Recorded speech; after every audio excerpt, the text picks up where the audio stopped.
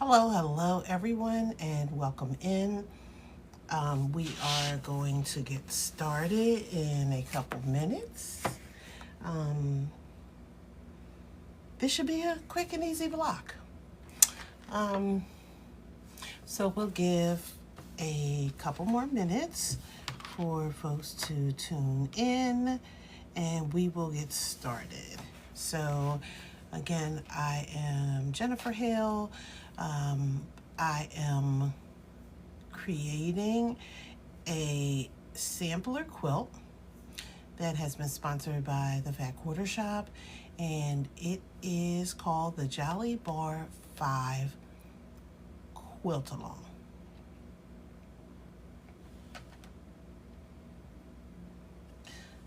Hello. Hey everyone. So I am going to get started again shortly. We're just giving everybody a couple minutes to get in and get settled, and we will get started with the quilt along. And of course, as I'm licking my lips, I don't have any water, but that's okay. We'll make it through. So we'll start with a couple basics while we're waiting for everyone to come in. And so this is the Jolly Bar book. This is volume 5. So what is a Jolly Bar? A Jolly Bar is a pre-cut piece of fabric, and it comes in a pack. The pre-cuts are 5 inches, the same as this book, by 10 inches. So it is half of what we traditionally call our pre-cut of a layer cake. A layer cake is 10 by 10. A Jolly Bar is half of that. Jolly Bars are exclusive, thank you for the heart me, are exclusive to the Fat Quarter Shop. And so they are the only ones that sell the Jolly Bars as a pre-cut. That does not limit you, because you're using this book, to only using Jolly Bars. You may have to do a little math and think about what you need. If you're using a layer cake, you would use half of what the layer cake would call for, because you're doubling this. So for every 2 Jolly Bars, that's 1 layer cake. So you would have to think about what that looks like, but you could, absolutely do that. Hey, Miss Nina. Make sure I didn't miss anybody else. So thank you for coming in. So I love this Jolly Bar. Again, I love the book. So let's be clear with the book. The book has 20 Jolly Bar quilt patterns in it. The thing about this book is that every quilt is made up of the same type of block that's used over and over and over again. So it really focuses in on the fabric and showcases the fabric rather than the design, if you will. So inside this book, on the table of contents, you have all 20 blocks that will make up each quilt. So for example, if you are looking at this one, let's say Timberland, you are going to make so many of these blocks, and this will result in a quilt. The great thing about it is that we can use this with a little bit of math to make a sampler quilt. So what is a sampler quilt? A sampler quilt is made up of so many blocks, so many different blocks that create a quilt. So we get to sample each one of these blocks, or so many of them in this case, because we're only using 10, to make a quilt. Hey, Miss Belinda, how are you? So this is really absolutely adorable. I'm trying to read on that white background. Hey, Amethyst, I thought that's what that said. How are you doing? So when you are going through these, you can make a decision to mix and match your blocks or do however you please. You can make each quilt. The reality is that whenever you buy a pattern book, you might not make every quilt in that pattern book, every quilt or every quilt block, but you do have 20 options here. Some of these blocks are bigger blocks, some of them are smaller blocks, but you do get a total of 20. Hey, Sabs, you do get a total, oh, I'm glad to hear that you're fine. you do get a total of 20 blocks, 20 different quilt patterns. So that's absolutely fantastic. Hey, Miss Shannon, how are you? So I marked in this book, hey Carmen, I put the date next to it. For each quilt block that we made, we worked on them every 2 weeks. So we don't do a block every week, we do it every 2 weeks. So depending on how the person chooses to come on, I choose to do a live. So every other week, I do a live for a different block. 1 week, I cut everything out, make sure everything is together. And then the second week, I come on and actually construct the block. So today we are working on variations. Variations is a small block, and if you remember, we did a block similar to this the week before. So this one is going to be a smaller block. We're going to end up putting it together in the end, but this is what we'll be working on. So what does variations look like? This is what the variations block will look like. So it's a cute little block. Again, you would need several of these, a lot of these, to make a quilt. We're only making 4 of them for the sampler block. It's going to make, sampler quilt, it's going to make a bigger quilt than some of the other ones. It's going to make a bigger block, excuse me, because we're going to end up putting all 4 together. But I wanted to let you see what this is, and we're going to talk about how easy this looks, how easy this is, even though it may not look easy to everyone. So in honor of the pattern designer, we don't share the measurements for the pattern, but we can talk about how it is constructed.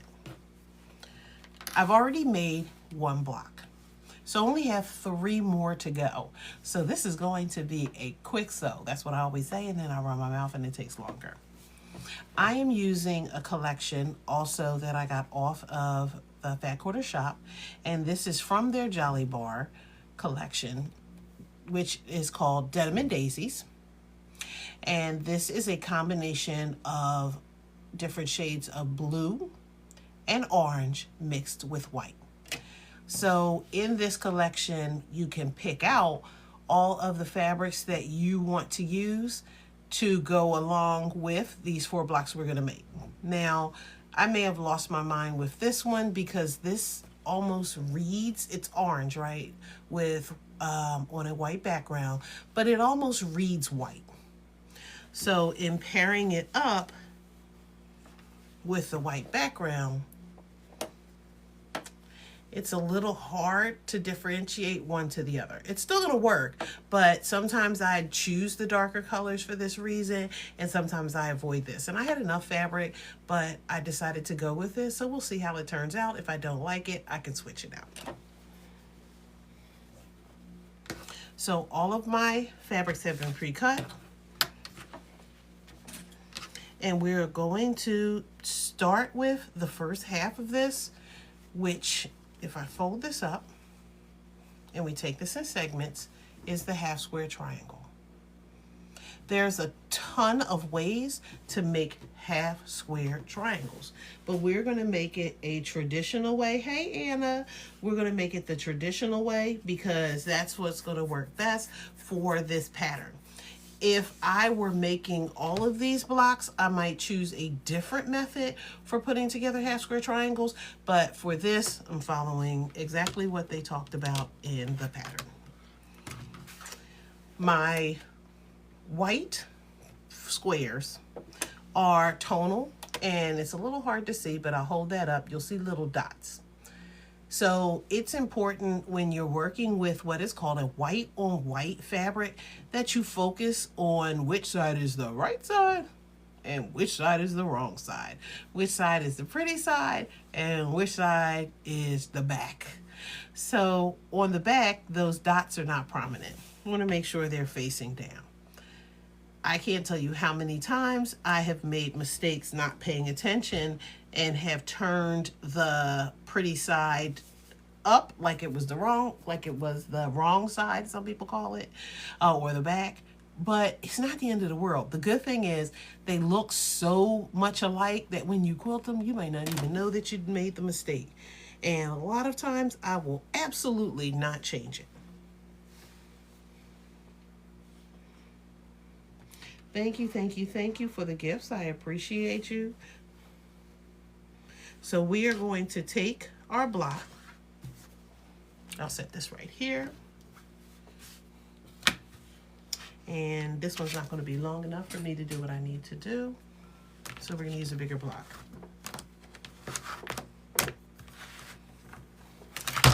Thank you, Anna, for joining us today. I am using my big mat, and you can tell how worn it is. I get a lot of wear out of this big mat. So check out my girl, Anna, the Big Mats, if you need a cutting mat for your collection. I'm going to line this up. So I am going from corner to corner on a diagonal, and I'm just drawing a line. This is going to be the line that I'm going to use to have my stitches on either side.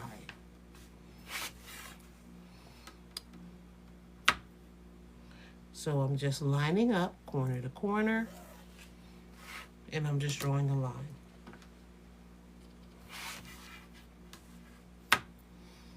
And we are going to do my favorite method, which is chain piecing. And that's just because to me, it's easier to get bulk items done when you batch do them rather than doing them individually. So it didn't take me long to put this block together, but it just would have been like zip, zip, zip, zip to do them all at one time. So I marked each one with that diagonal line, and they're not heavy lines because I just need to see it at my machine. I don't need to make it dark. And then I'm going to lay right sides together for each of the printed blocks from Denim and Daisies.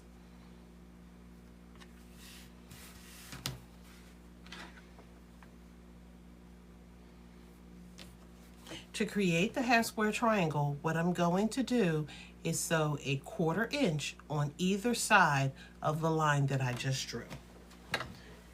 To err on the side of caution, if you are like me and sometimes your hand swivels a little bit and your block might be a little off, it is better to do a little less than a 1/4 inch than to do greater than a 1/4 of an inch. If you do greater than a 1/4 inch, your block may not be big enough. If you do a little less than a 1/4 inch, you'll have a little wiggle room to play around with so that you can square the block up so that it is the right size. So that's just a little tip. So when I go to my machine, I make sure that I do a scant 1/4 of an inch, just a little less, not much less. Now we're not going to an 1/8 or 1/16. We're just doing a little less than a 1/4 inch. I would also make sure that I measure my needle from the point that I'm sewing so that it is a 1/4 inch, because sometimes your needle, depending on what you're doing, you can shift it a little bit too far to the left, and that will also change the measurement of your seam allowance. With quilting, a lot of it depends on how accurate you are in terms of getting the best, I won't say perfect, but the best block size. I've chain pieced one right after the other, and they look like this. So they're all chained together. I'm going to just flip it around, and I'm going to do the other side.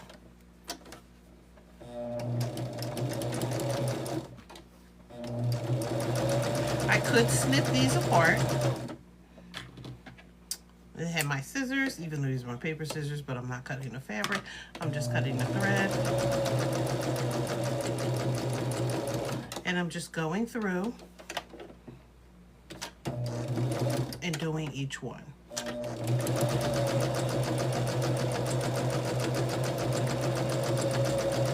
goal is not to rush.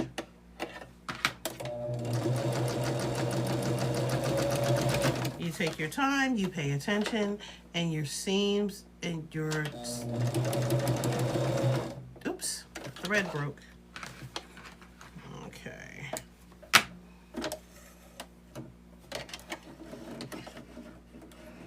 And if you take your time, your seams will be, again, as close to what you need them to be as possible. And that's the goal, is to make sure that you get them as, and again, not perfect, but as close to what you can for that 1/4 inch. It's going to make all the difference in the world. There are times when we are making quilt blocks and then we get them all together, and some are, let's say, the finished block size, not finished, the raw block size. It's supposed to be 12.5 inches, and you look and it's like 12.25, and then another one is 12.75, and you're like, how did that happen? Well, that happened because your seam was not a 1/4 inch. Okay, let me snip that apart. And these are just like not good colors to see. So if you can see that, you can see that the line is here in the center, and there is a stitch on either side of this for the 1/4 inch. Then what we're going to do is take our rotary cutter, and we're just going to cut down that line that we've created. You feel some kind of way because your hand is not that straight, you can use your square ruler, your straight ruler, line everything up, and then cut it that way. Either way is fine. Okay, that didn't cut all the way through. Try not to put a lot of pressure on this. There we go. And that'll cut that out. Oops.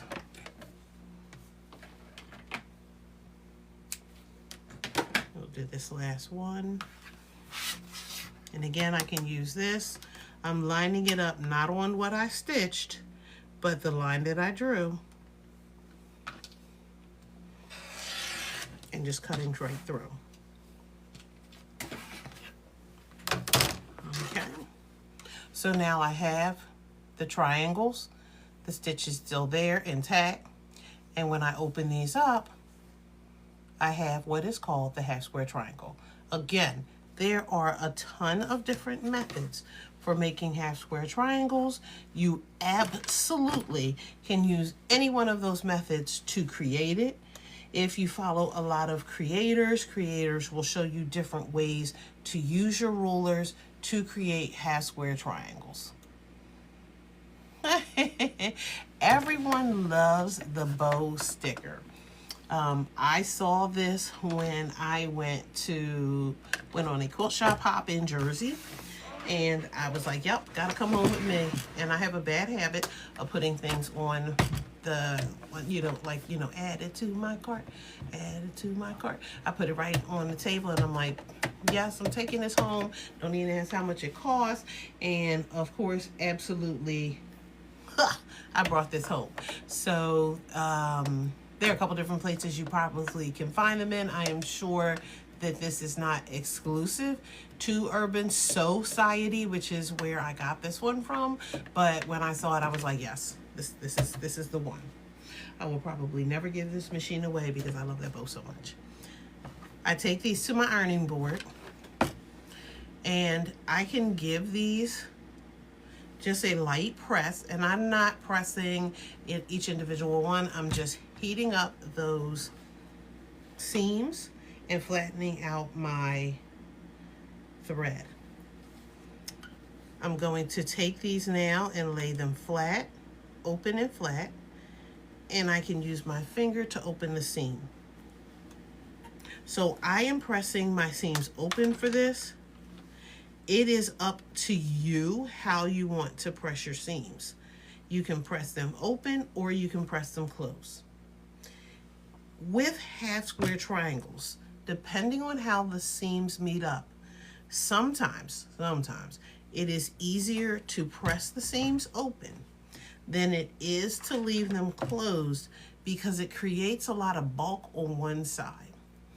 And you're going through a lot of layers, and then when you go to quilt it, you get humps. And you want to reduce the bulk near those corner seams if you can help it. So I prefer to open them in some cases.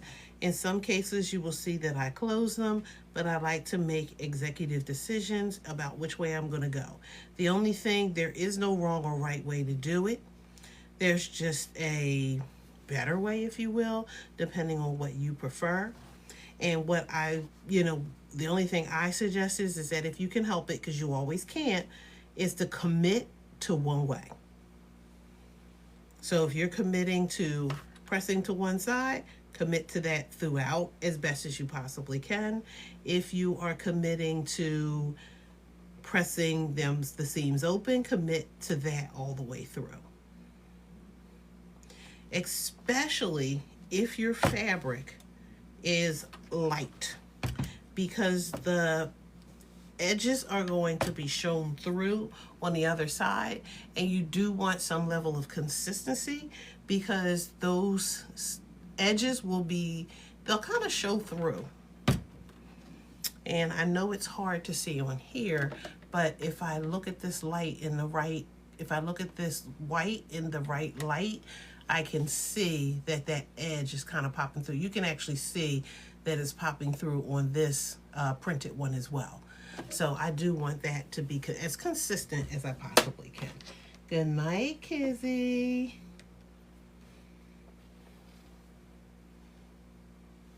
So I'm just opening these up. There was a question that was asked the other day about ironing. And so we press, we don't iron as much as we possibly can. Sometimes it just makes sense to do a little bit of a push, like this is ironing, what I'm doing right now, because I'm giving it a little bit of a push.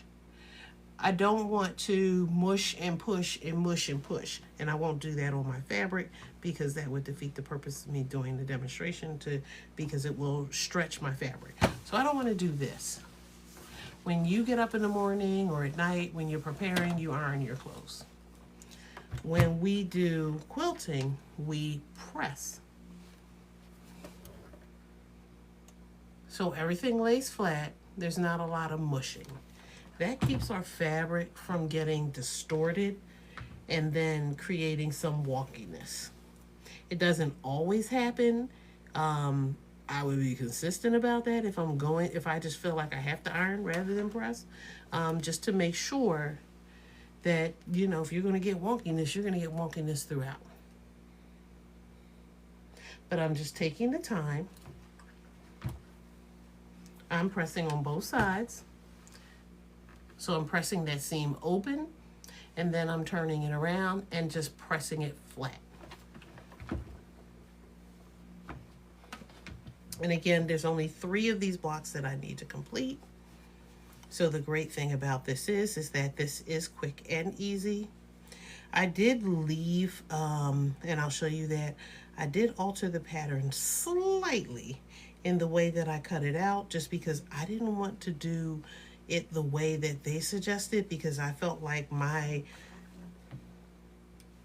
method saved me some pieces and made it a little bit more easier. And I'll just tell you what I did there. And I'll actually show you with one of the pieces why it's the same thing. But again, we don't need to do a lot of movement. We're just pressing those seams flat. Thank you for tapping the screen. We are at 3.4K likes. I appreciate you so much for that. And we're gonna open this one up. And this is the last one. So from each square, the way that we constructed this, we have 2 half square triangles from each square. There are methods where you can create 4 half square triangles, 8 half square triangles, I believe all the way up to 16 half square triangles from a square. Obviously, the more half square triangles you're creating, the bigger the square is going to be to start with, and then the smaller the half square triangles will possibly end up at the end. So you may need a certain size half square triangle in order to get it. Thank you for the heart puff. In order to get it to be the size that you want it to be. Okay. Everything is cut and ready to go. So the only thing we need to do is square these up. I have a ton of rulers. So I have my new True Cut system with these rulers. I have the Omni Grip. It's up to you what types of rulers you get.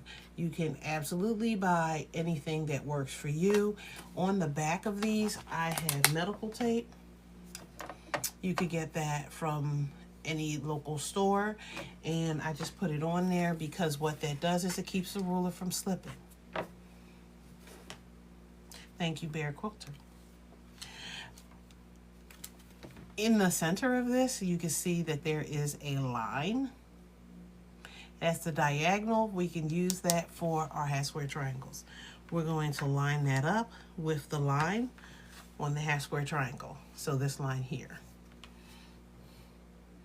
We're going to double check because ask me how I know.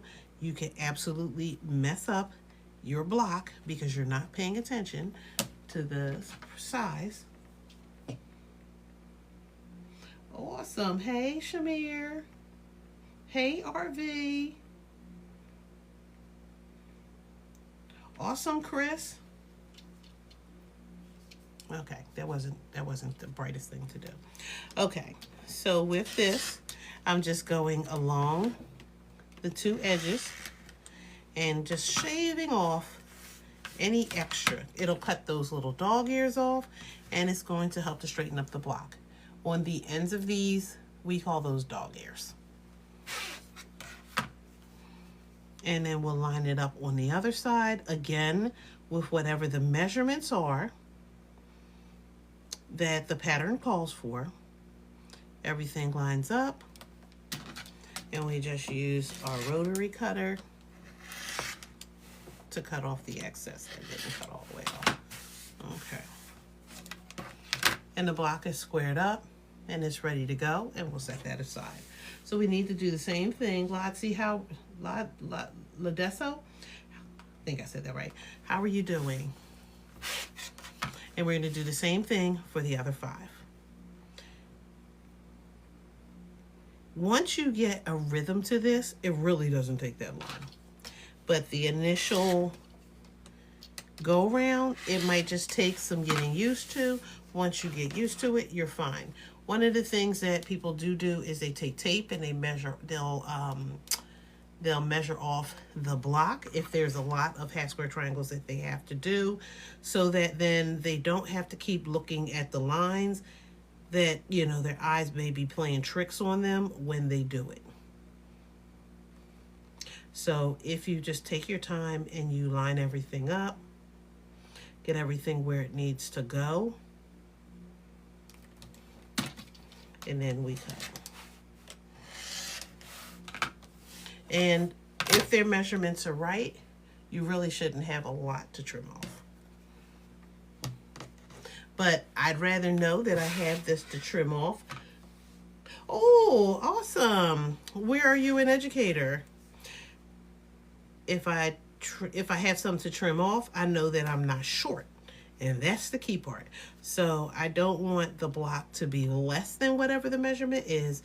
For the directions, I want the block to be a little bit more so that I can trim it down, or what we like to call square it up.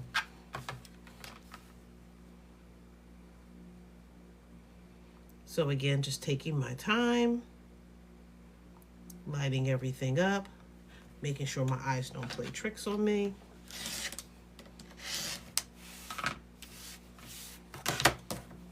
And that's 3. Once I finish all of these, we're starting on the second part of the block. Indiana, awesome. Are you an educator for all things sewing, or are you like a school educator?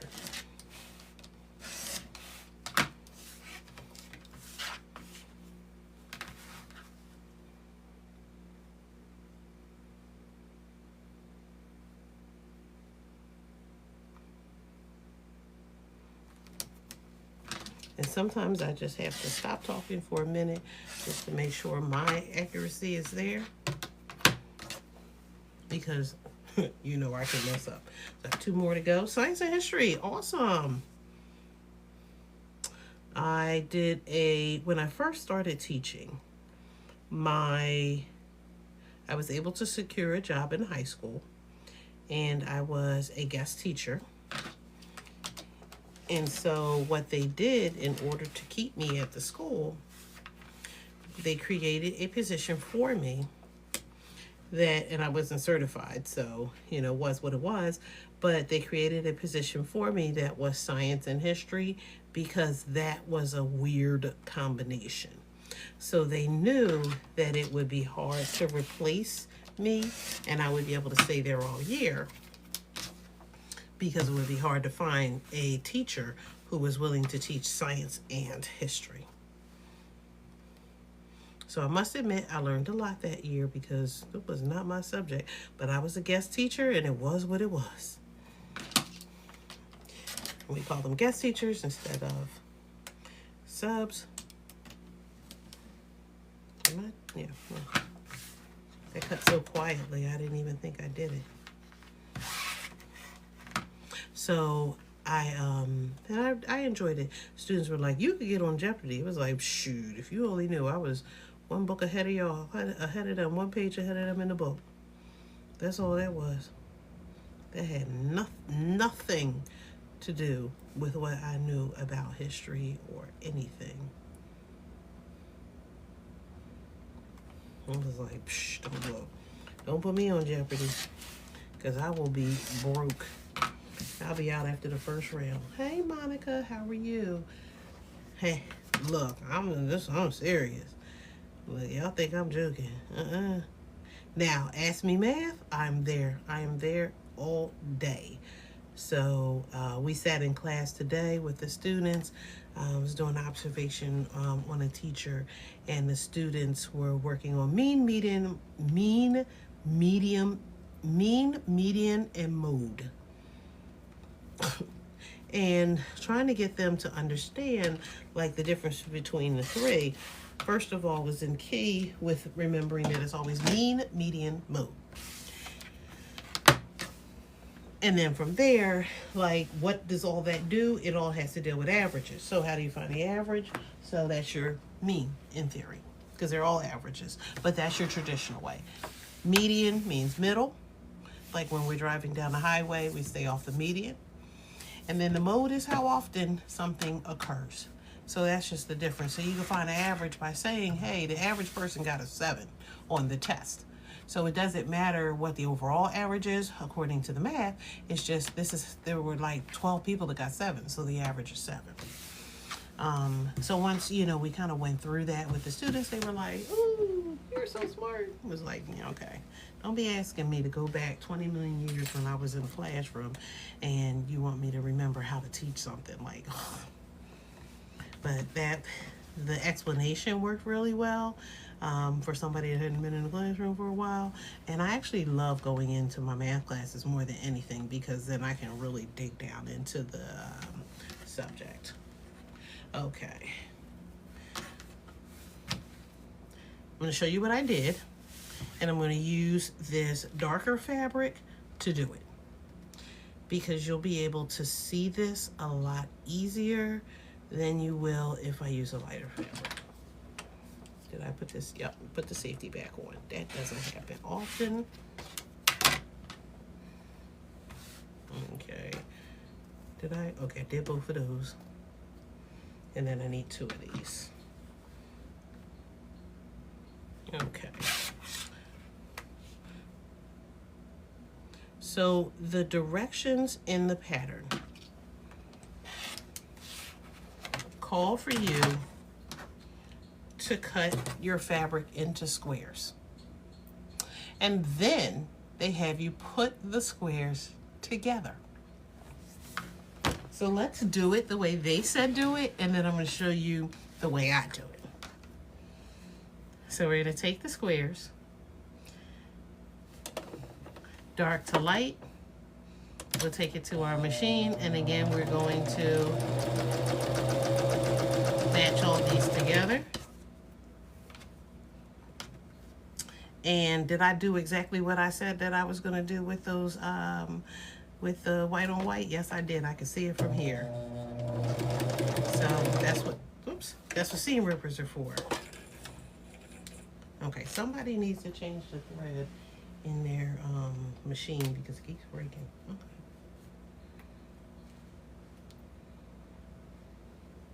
So I did exactly what I said that I didn't need to do, which is to put the right side up instead of down. And again, like I said, that comes from running your mouth and not paying attention to what you're doing. I'm telling you, I don't know if my heat is up too high in my house, which I doubt, or if I am experiencing a hot flash. I think it's a hot flash. People are like, you're telling everybody. Yes, hot flashes are real. They're absolutely real.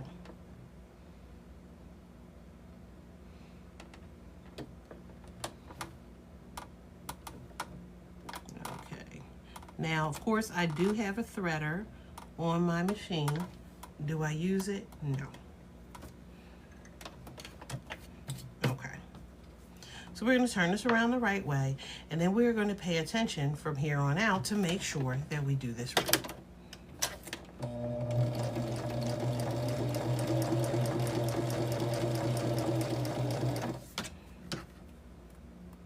So we're just going to pay attention. How do you know the difference from the front and the back? So you could, and I didn't get it yet. They said that you can buy, because that's another thing to buy, right? There's a black light that you can buy, a purple light, blue light, that you can buy that you can really see it with. It makes your life easier. That's just a tip. But if you look at it and it's hard to see in this light, I can look at it and see where the dull side is, and I can see where it's a little brighter. So I know that the right side is where that white on white pops, opposed to it being faint on the other side. So I just need to pay attention when I'm doing it, and you can really see it. It's not that difficult, but it's just the fact that, you know, when you're rushing or you're not paying attention, you can easily flip it. And then when you add it to a darker fabric, it's like, oh, I did that wrong. So that's all that is. Like, I can really, and like I said, it's hard to see with this, but I can see it here laying it down that I have them right sides together. Whereas I flip it over here, I can really see the white dots on this side. So I know that this is wrong. So it's just a matter of just looking at it. You don't have to squint. It's really not that difficult. It's just, you know, like I said, the white on white more than anything, because it reads white. And because it reads white, it just makes it a little more difficult to see. All of my chains are together.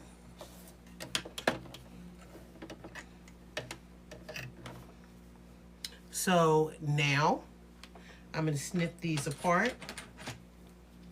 And because I'm snipping these apart, I'm going to take them to the machine. And again, I'm going to press them open.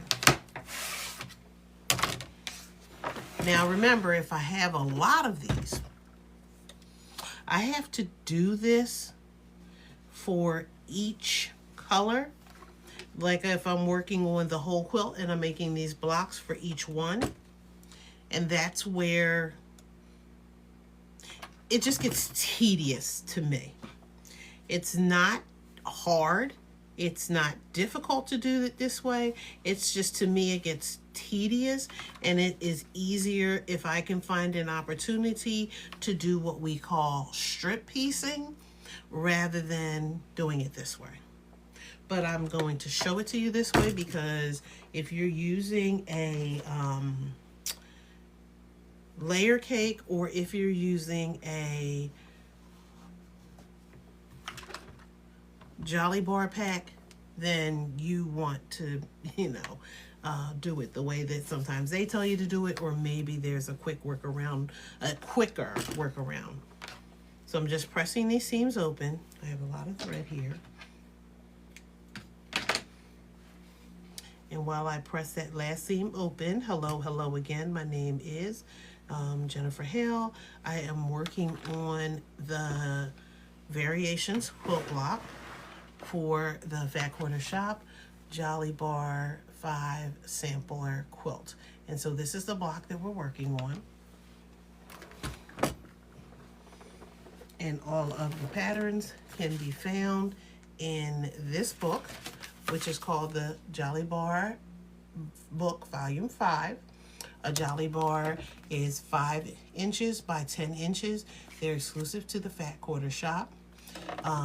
The book contains 20 quilt patterns. Each quilt has the same block, just repetitive over and over and over again. You could make those blocks the same color, white and blue. You could make them a variety of colors and make it very scrappy. That's totally up to you. You just have to do some math if the scrappier you make it. Okay, so all our pieces are together. And I want you to remember what that looks like. Okay, because you're going to see it again and you're just going to see it differently. Hey, D. Chantel, how are you doing, darling? What we're going to do is create this part of the block, which is a 4-patch. If you fold it right, it will look right. So we're going to create a 4-patch. So I have 2 patches here and 2 patches here. When we put these together, it creates a 4-patch. So we're going to take 2 ends, 2 pieces, and we're going to line the centers up first. If your edges are a little wonky and you line the edges up first, you will end up with your center being a little off center. So instead of it looking like, if my fingers cannot be in the way, instead of it looking like this, if you don't line the centers up, it might look like that. And that's not the end of the world if that's the way you want your block to look. That's not the way I want my block to look. So I'm taking those 2 centers, lining those up, and then I'm placing a clip there to hold it in place. Now I can line up the edges as best as I can. If they're a little off, not a problem, because we can trim those out. And take them to the machine, and we're gonna do another. This is what happens. You know what it is? Jennifer keeps cutting her thread short. And when Jennifer cuts her thread short, the thread pops back up through the needle. You would think that Jennifer would know better by now, but clearly Jennifer does not. So Jennifer keeps having that happen, and then she keeps asking, why does it happen? It's because she's not paying attention to how long she's not cutting that thread. So you do need to have a long enough thread tail. Usually you can go out to the edge of the machine and make sure you cut it there. So again, we're just going to come in. I like to use my finger or a stiletto to hold that seam down, because I don't want the edge to push back towards me, because it's going underneath something, and just force will push it back towards me, and I do want to make sure that that stays flat. Okay.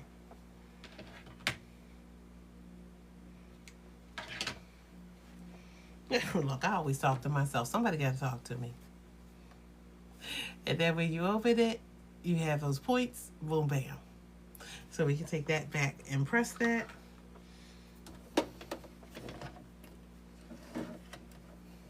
So what I think it is that somebody just needs to take this spool of thread, even though I thought this was newer, maybe it's just a lot.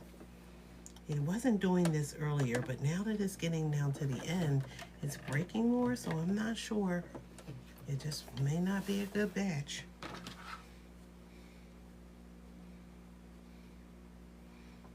Uh-oh, did you compare me to Mimo?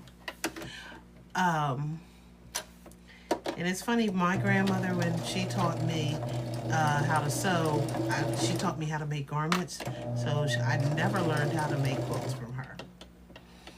This was something that I picked up when I got older and just fell in love with it.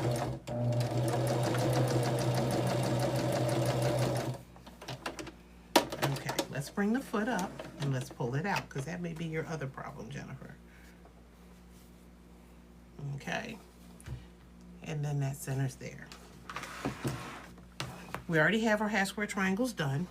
We do need 2 more to go, because we're just going to show you a different way of doing this, and I'm going to do the other 2 blocks that way. The other 2 colors, I should say, that way. So I'm going to just open up the center seam. Sometimes your fingernails could be a blessing, and sometimes not so much. Like, there's some days where I'm like, cut them off. And I definitely know that when I'm at the nailery, I'm like, she's like, you want them cut down? Absolutely. Absolutely. Cut them puppies down.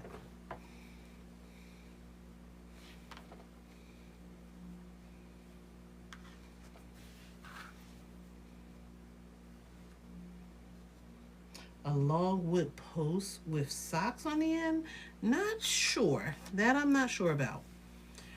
Now, it may be that I just can't visualize it in my mind, what you're talking about, and that may be part of the reason, and then if I saw it, I'd be like, oh.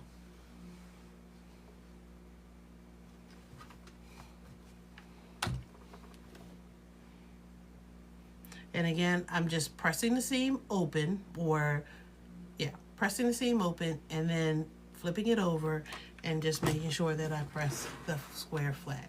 So I have my 4 patches. I need 2 more sets, and then we're ready to put the block together. So here are the strips the way that I cut them out. So if I strip piece, and let's make sure that we don't make mistakes, Jen. We're gonna open these up, and I'm gonna lay these flat and make sure. And one of the books, a pattern book called from Fabric Cafe. They are known for 3-yard quilts. Their patterns call for a lot of strip piecing. So that's how they work it, and that's how it makes the quilts fast and easy. So what we're gonna do is take these, and remember, we cut these in half. So when I showed you this before, each of the blocks looked like this when we made these, and then we stitched them all together.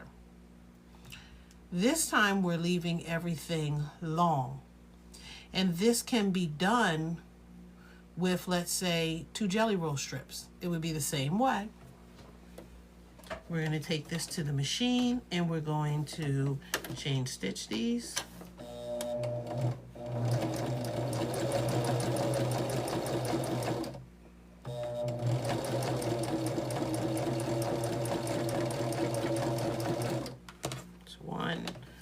One right after the other.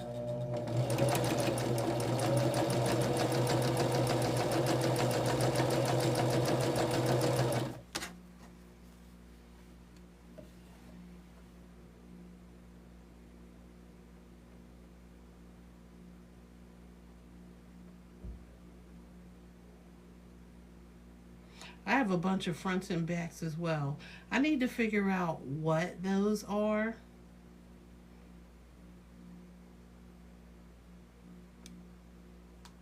Because I've never seen that either. So it's probably something in the settings since the last, you know, go around with the lives. And so I do need to figure out like how to turn those off. And I don't know if it's because I do have my, I do have the settings set so that it's not, like, you know, that this is part of a content creation promotional for the Fat Quarter Shop, so that the viewers are aware of that as well. So that may have something to do with it, but I will check that out. I thought it was just me because nobody else has said anything about it all this time. So these are all chained together. And let's take a look.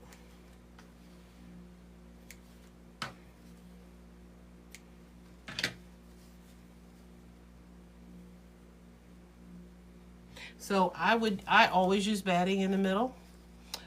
So the quilt sandwich is layered with the front, whatever the back is, and then the batting. If you have a lot of quilt tops and you have some that are the same size, maybe you could use one as the front and one as the back. A little bit more work, but you could make it happen. So these are sewn together and they look like this. So we're going to take these and press these open, and then we are going to make the magic happen. Why do I feel like this is the wrong size? It looks like I cut that a little short. Okay, we might have to find another one of those pieces. So we may only have 3 blocks today because it looks like I cut that one a little short. And I don't know how I did that when I cut them both out at the same time. Okay, so we'll press that.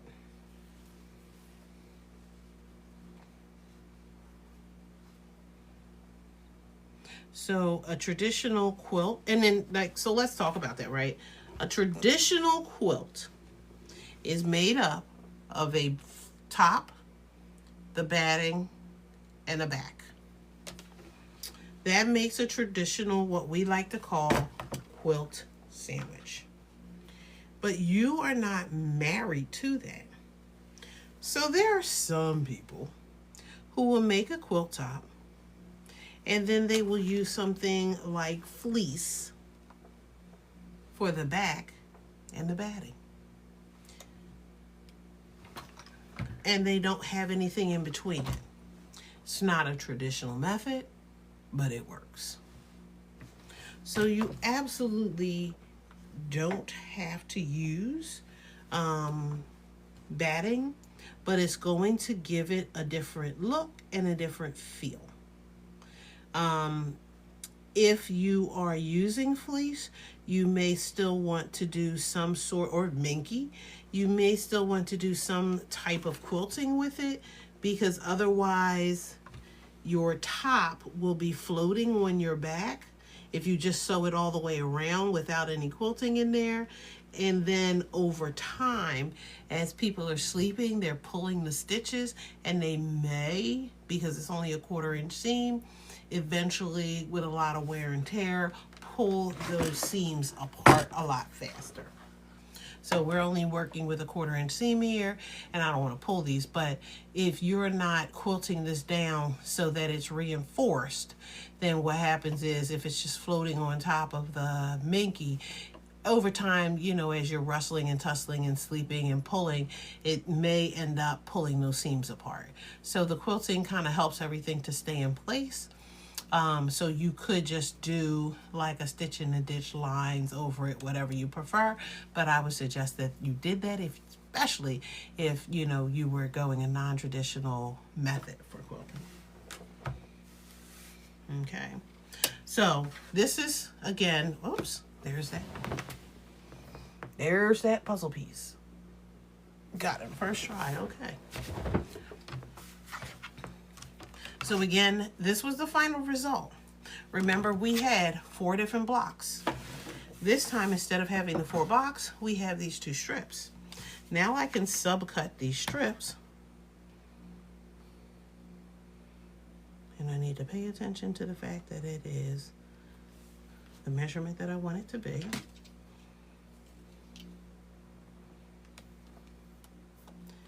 Measure twice, cut once. And now we're back. Remember I said, look at that piece? And there it is. So very easily, instead of doing individual blocks, you could make strip piece sets. And again, this can be done from longer strips. You don't have to do it from shorter ones. It's just that when you're using a pre-cut, you don't have a lot of wiggle room in terms of how you're going to, you know, put them together in longer strips. But if you're using yardage, you absolutely can look at how many of these blocks you would need, make them in strip sets, and then subcut these down so that you don't have to work with all those little itty bitty individual squares.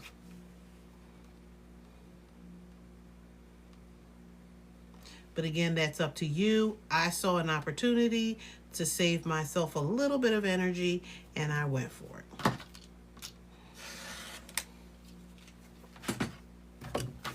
Okay. And the same result is going to happen. Why are we using two lights? Because you can barely see that. So the same result is going to happen. If I flip that around, I still have a 4-patch. So you could decide either way that you want to go in constructing them. But like I said, when I can see an easier way, I'm going for an easier way.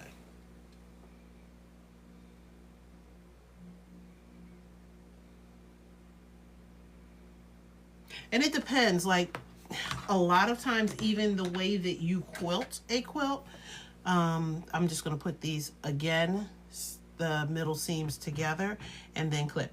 When you quilt a quilt, depending on your batting, depending on the size of the blocks, you may really have to think about how you are constructing it, or somebody else is quilting it for you in the construction, how somebody's quilting it for you, because you may need those lines to be a little bit more dense to hold everything together, because the further apart they are, like I said, the more pulling can happen.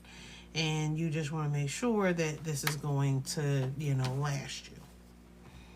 Since you don't want it to pull apart, it can be fixed, but, you know, it's a pain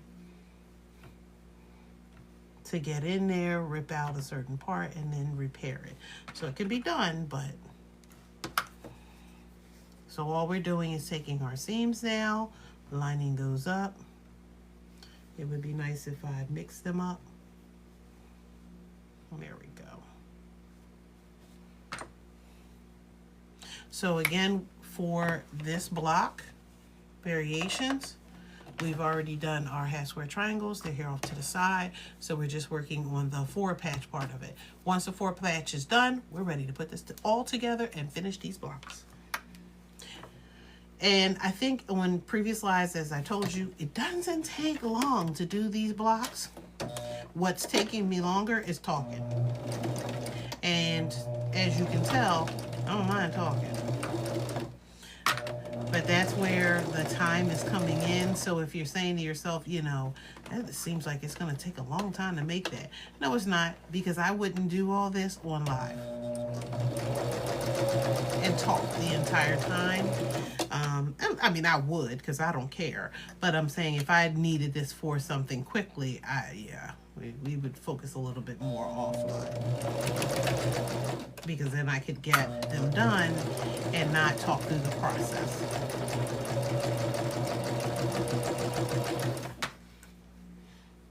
Oops, took that off too soon. So I do, with this clipped, take it to my machine, place it under the foot, start the first couple stitches, and remove the clip. I like to hold my finger down over the seam so that it doesn't push the seam back towards me, because that's the way that once it goes under the foot, it's going to want to push that way, even though I pressed it down differently.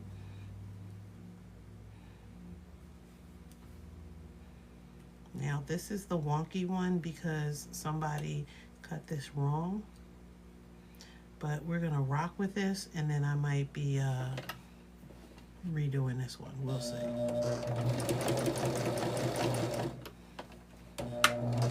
And I'm okay with it being wrong because I think it's important for everyone else to see what wrong looks like, why it's wrong, and then because otherwise I would just fix it because I already know it's going to be a problem.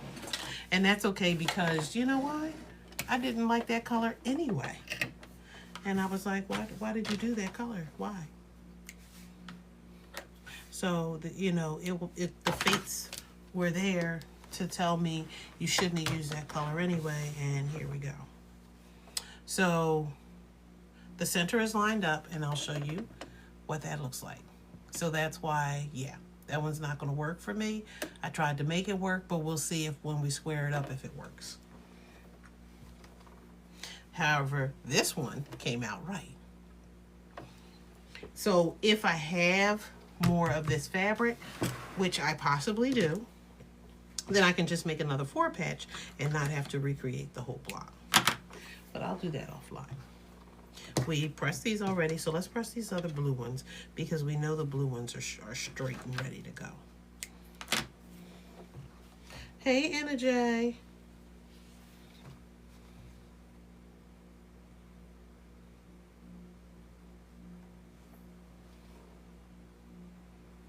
We're going to, again, I'm using my finger to kind of finger press this open. One of the other things, when you are subcutting any block, your seams on the edges are now weak. And so you don't want to do a whole lot of pulling and tugging because those seams are going to start to come apart on you. So be careful with these because you don't want to accidentally pull them apart because then you're going to have to sew them back together again. So again, we're going to do the 2 blue ones. And then I will fish through my stash to see if I have another piece of the paisley to see if I can just recreate that one block opposed to recreating the whole block.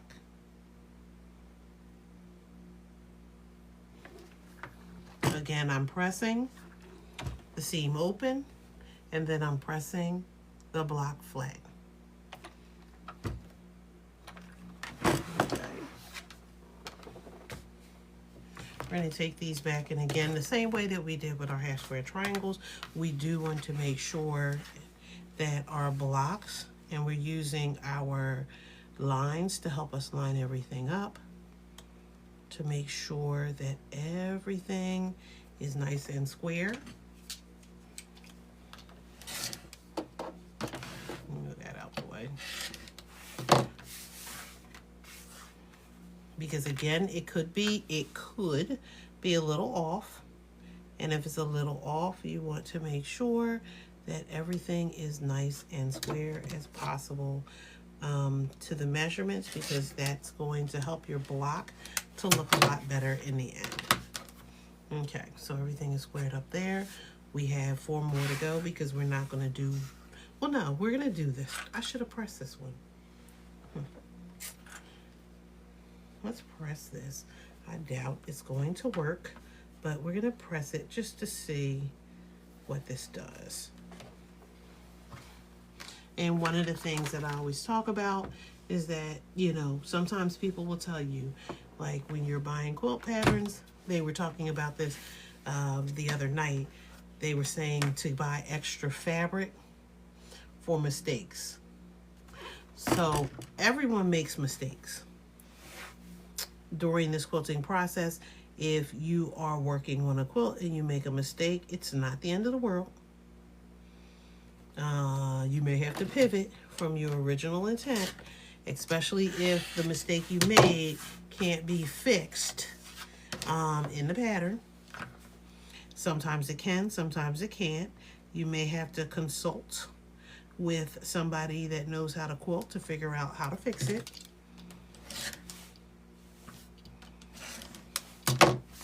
but most mistakes can be fixed.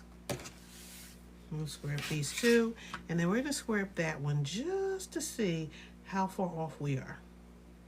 Because if I'm not far off, guess what? I can use that block.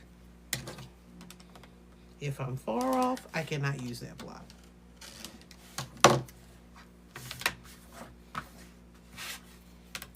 So it just depends on how far off I am with whether I can use that block or not.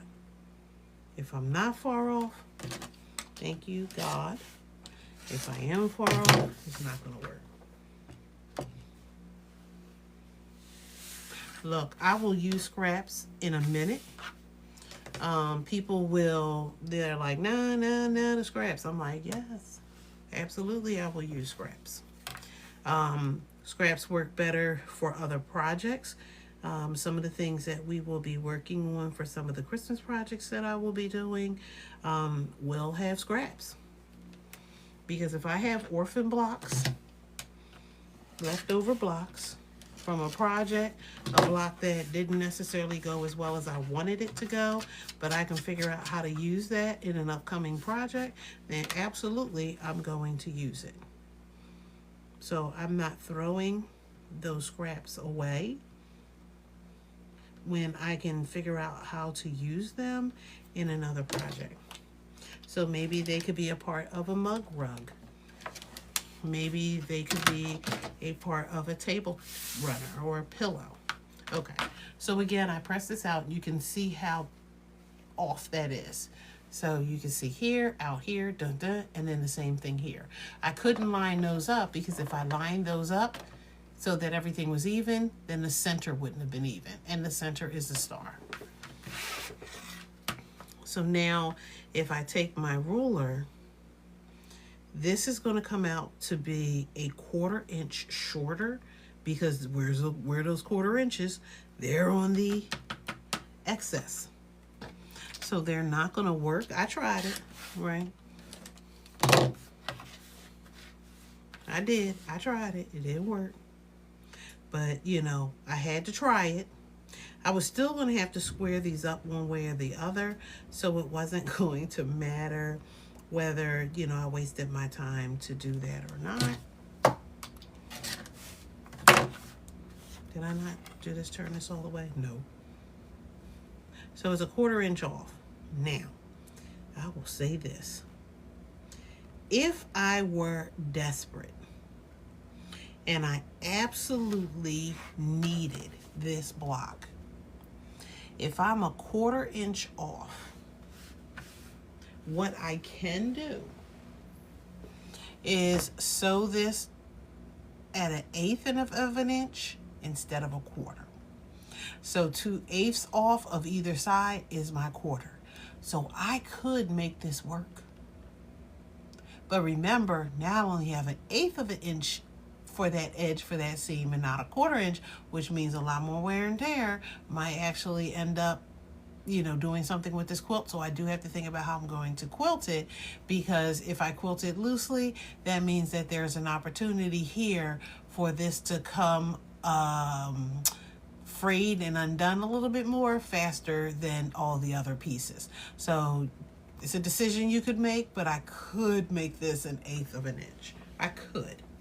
But again, like I said, I'll hold off on that piece for right now and see if, number one, I have another piece of fabric that looks like this, which I should, or I could just switch it out for a different orange altogether and make a whole new block.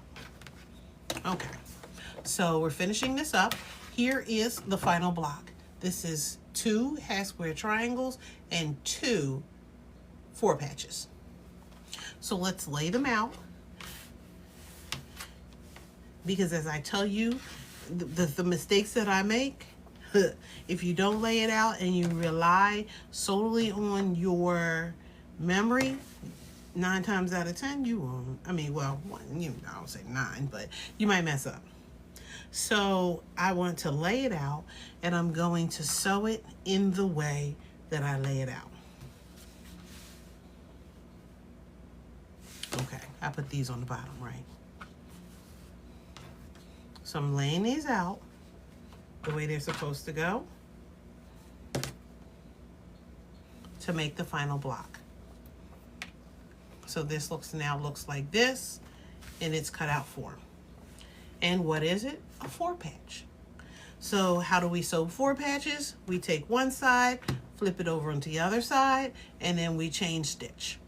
I'm going to do top to bottom when I do this. So I'm going to flip this over and this over. I'm keeping everything together in the way that it's supposed to go. That way I run less of a risk of making a mistake because I squared them all up to the measurements that they needed to be. They do line up edge to edge. And I just take it to my machine and do a 1/4 inch.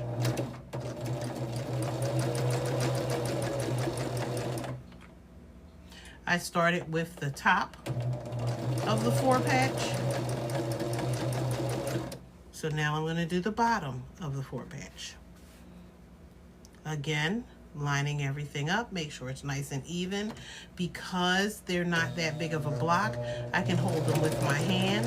If they were a bigger block, I might use some clips.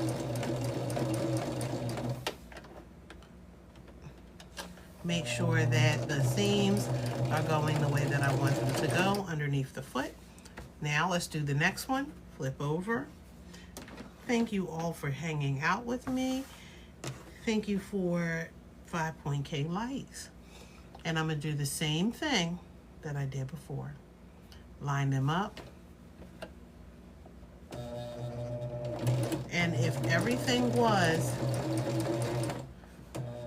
the measurement that it was supposed to be, they should line up. That's the great thing about squaring up as you go.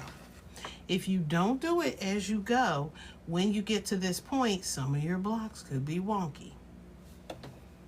And that's why I take the time to square it up, even though it is probably one of my least favorite parts of quilting, because I just want to get the thing done. And if you're like a garment person or something like that, you're not doing all that measurement. I'm cutting this so that these units are together. And then we open this up. We make sure it still looks the way we need it to look. If it doesn't, let's fix something, but it's fine. And then I can either take it to my iron and press these seams open, or I can live dangerously. Because I'm going to tell you to do as I say and not as I do, I will do it the right way. Now, when you're working on quilt blocks, you press, you don't iron. At the end, you could, if you feel some kind of way and you feel like it needs to be much flatter, you could do the ironing at the end of the top making. And the reason I say that is because if at least it's together at that point, and if you're going to do any mushing or distorting, at least it'll be the whole quilt top versus being individual pieces. So then you're not at that point trying to put pieces together that may not fit because of the way that you iron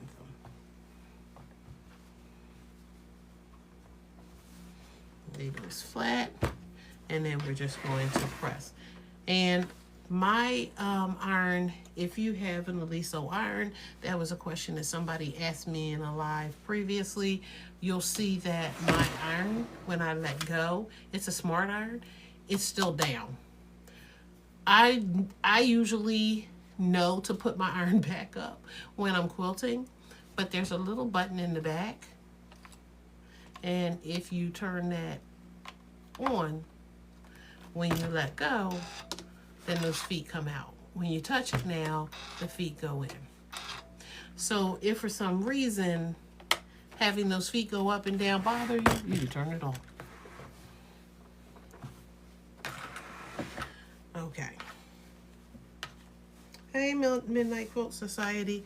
Again, they're together. You can flip it over. I want my middle seams to line up. And this is true of any part of the process for the quilt that you're making. You want to make sure that you line your seams up when they are meant to be lined up. If they're not meant to be lined up, there's nothing to line up. But line up those seams first and then go to your edges. Because again, if it's a little off, I'd rather shave some off the edge than to have my seams not line up the way that I want them to. So now we're putting everything together. And I could have pressed them all at the same time, but I didn't feel like breaking the chain of thread, so I did leave that second block still on there.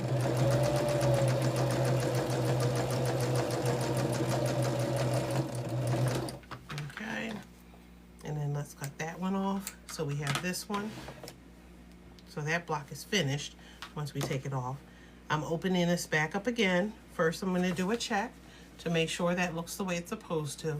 Now, I like the way the dark colors are showing up better than that light color. Maybe that's another reason why I'm not liking this one. But we'll have a coming to Jesus moment on this. Thank you, Shamir. We'll take this back to our iron.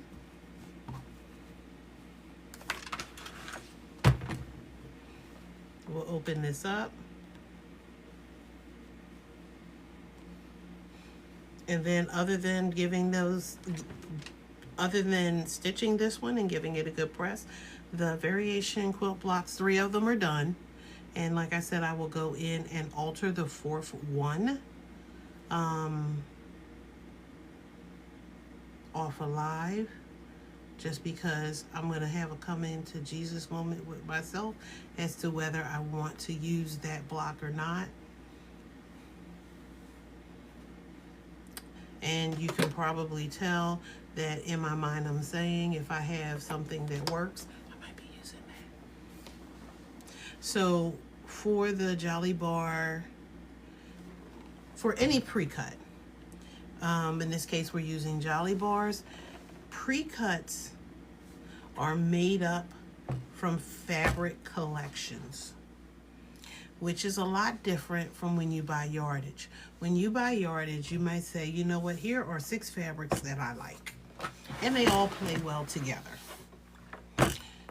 With a pre-cut, you could get up to like 20, depends on how many are in the collection. You could get 18 to 20 different prints.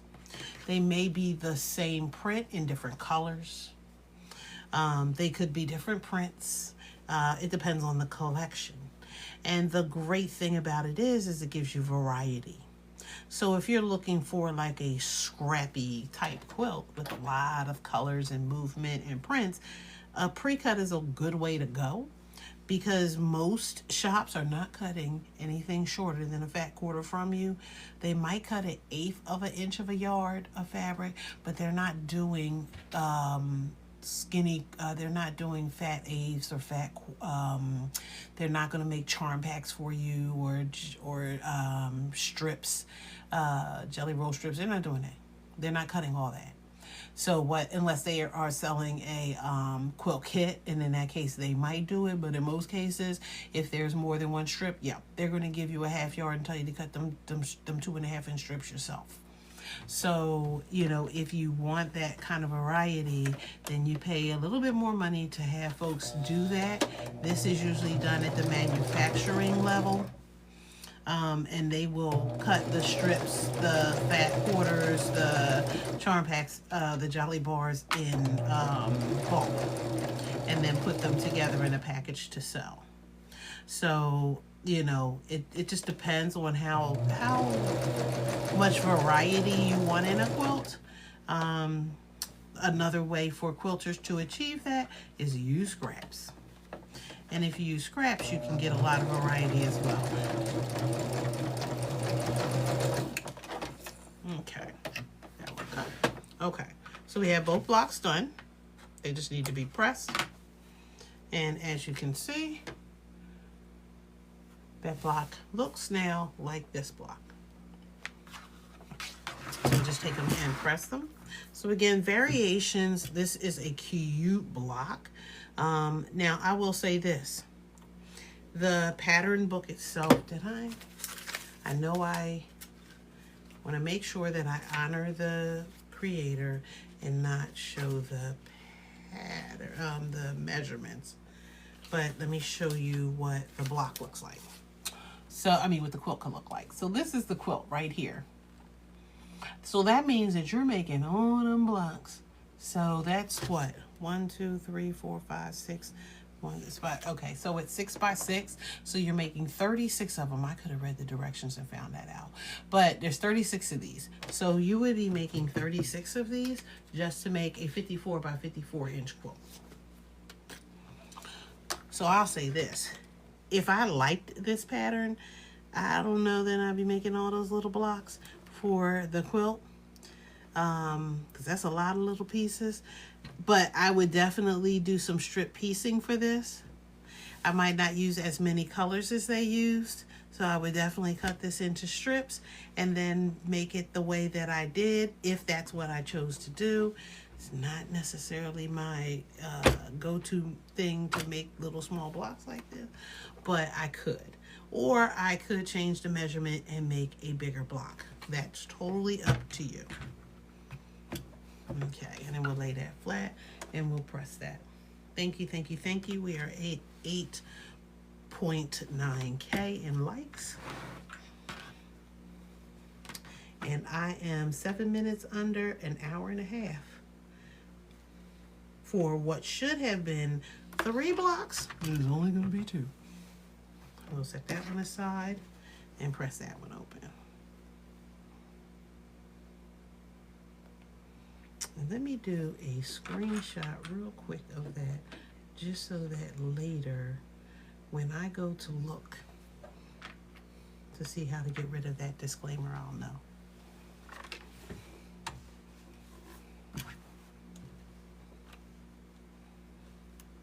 But I know that because I'm doing promotion for another shop, in order not to get dinged, it is a disclaimer that I have to put on there, that I am partnering with the Fat Quarter Shop to do these quilt alongs. Some days they call them quilt alongs, some days they call them sew alongs. Okay, and we'll press that out, try to get that there. Sometimes when you, it happens even when you press to one side, but sometimes you'll be pressing and these seams just want to do their own thing.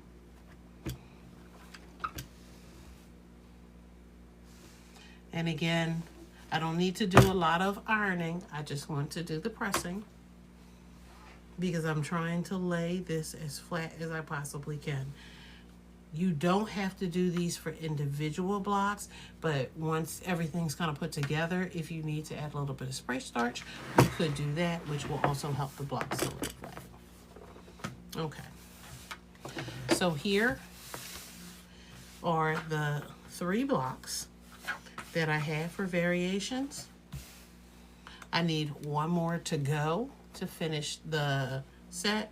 I probably won't put them together like that, because what they do, even though these are individual blocks, they have you setting these up 1, 2, 3, 4, and we're gonna make a big block. So I did the same thing, didn't I?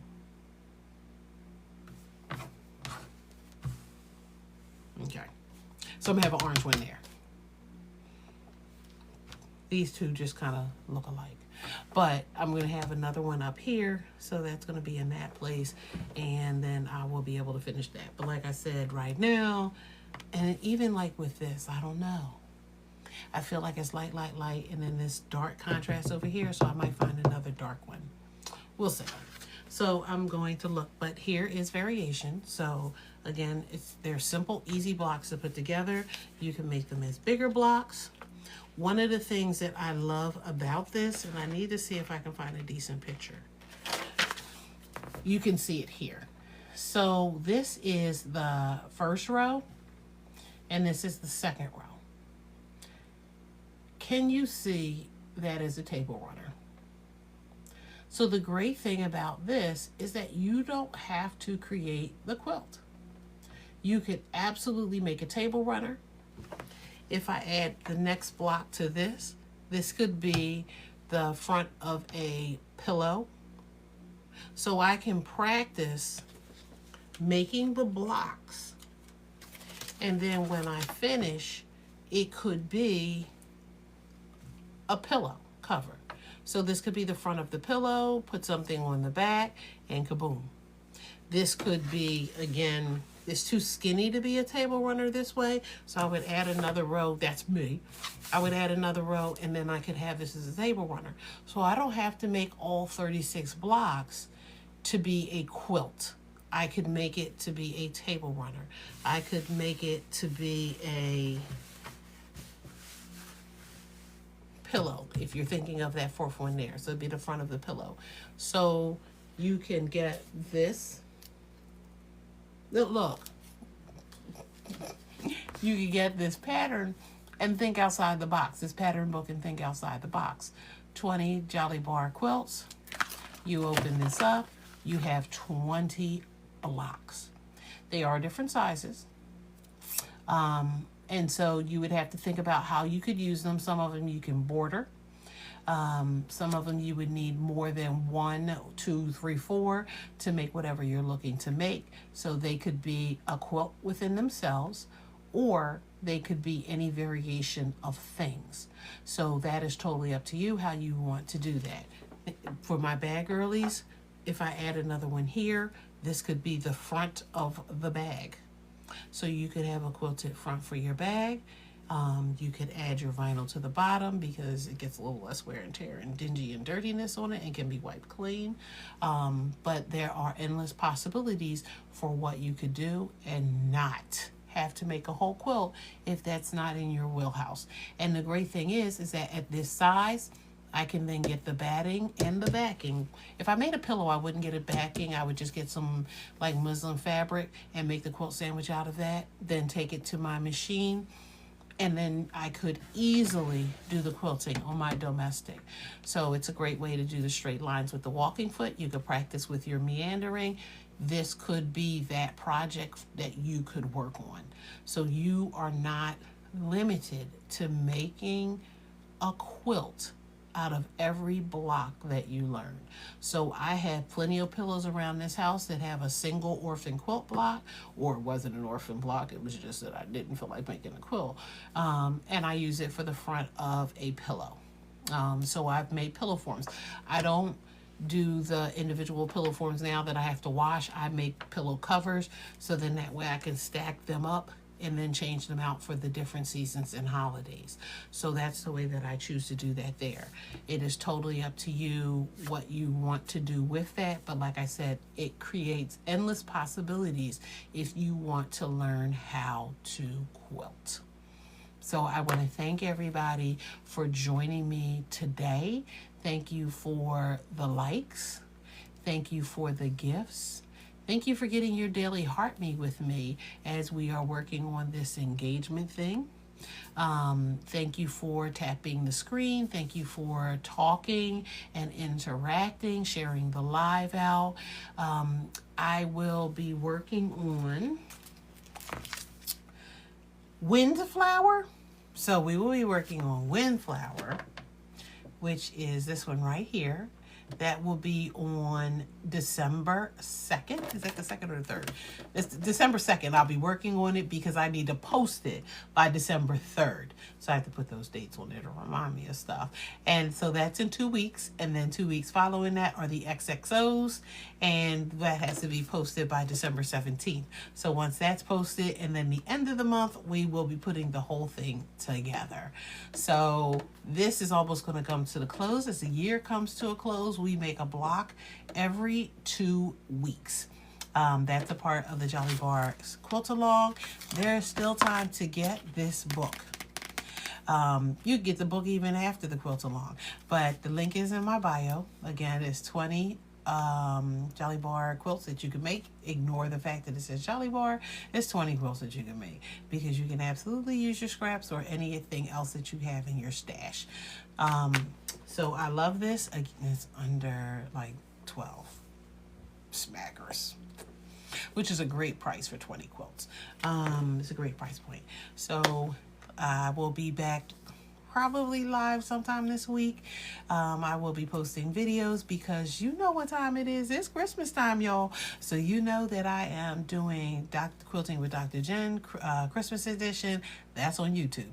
So make sure you're following me there, because we will be making quick and simple and easy projects. I will also be going live with the Black Sewing Network, because you know I have to make sure that they do Christmas and do Christmas right. So we are going to be doing the 12 days of Blackness for the Black Sewing Network, to make sure that we are showing folks how to do quick and simple and easy sewing projects, which will include quilting, for the Christmas or the holiday season, because clearly you don't have to use Christmas fabric. So we could do something for Hanukkah, and we could do something for Kwanzaa, because they give gifts too, y'all. So stay tuned. Thank you again, and have a great evening.